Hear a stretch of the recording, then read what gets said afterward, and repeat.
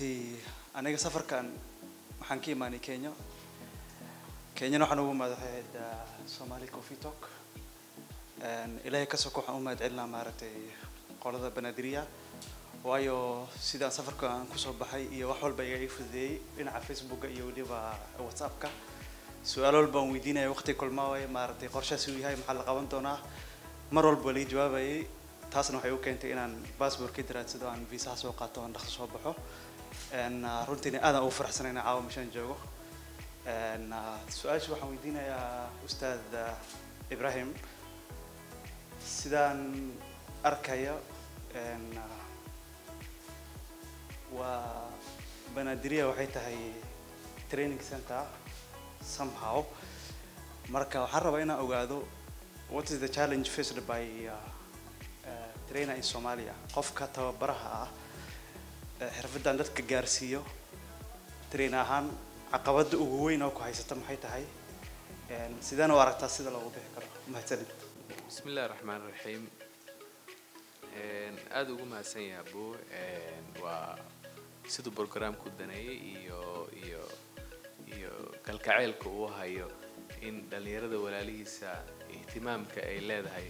programkan uu dareensiyo inuu soo safro ajil programka daraadis way jirtaa su'aashu waxay ahayd caqabado ma jiraan saas ma ay caqabado way jiraan actually oo aad u fara badan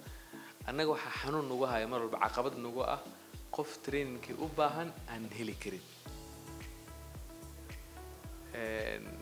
mararka qaar dadka lama wada qaadi karo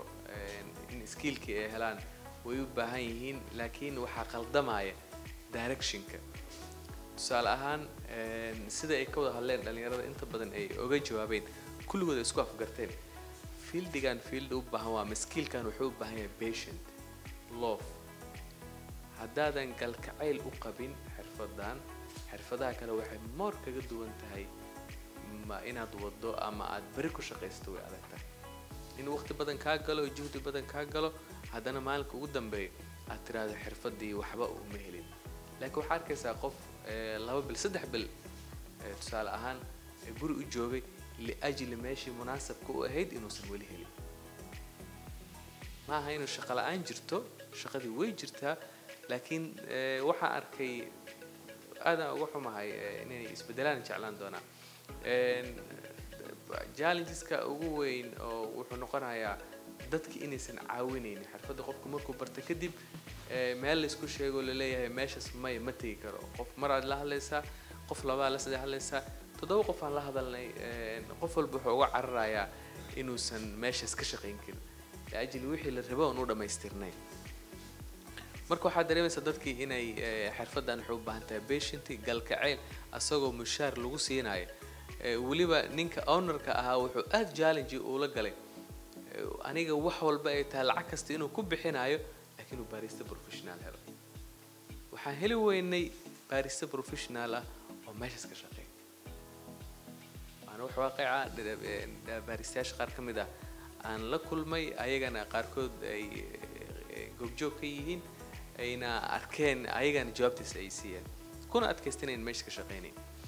marka ninkii milkiilaha ahna aniga caawa igu horeysan ka hadlay asna uu aad challenge ugu galay inuu lacag kasta ku bixinayo laakiin ay shaqeeyaan ayagana diideen labadoodu isma oga laakiin ninka dhexda ku jiray waxoogaa culayskoo dareem anigu ahaa marka waxaan u jeedaa dadka culayska training haysto waxay tahay qof aan patient u lahayn inuu xirfadan soo apply gareynayo dadkana xirfadan nidaamka iyo systemada ay leedahay waa qofka inuu waqti geliyo oo u baahan yahay sometimes uu tafaahumna waa jira misunderstanding ah waxaan waa skill qofka inuu u haysto inay waxaan in la baranayo meeqa bilood su'aasha bilooyin in la baranayo waqti badan waxaan waa skill anaga aad u fududeynaa in dhalinyarada ay maxalliga si sahlan ku helaan shaqadii si ugu helaan waa in waqti kooban oo aad loo soo koobay xirfadan lagu tirin karaa marka waxaan ku soo koobi karaa jawaabta su'aashaadi dadka caqabadaha ugu weyn haysta waxay tahay training haysta dad aan jacayl u qabin xirfadan in ay inta badan rabaan inay bartaan qaarkood marka waxaan rajeynayaa in ay ayadana fahmi doonaan fariinta caawa halkan laga diraayo mostly u badnayd in jacayl uu yahay xirfadan mostly waxay ku dhisan tahay inaad si deganaansho ah galkacayl adiga u qaba inaad xirfadan ka shaqaynayso kaliya lacag maaha waxa ay milkiilayaasha laga dalbanaya issue kale waayo laakiin dhalinyarada mar walba diyaar u yihiin waxaan u dhiirigelinaynaa nimadaas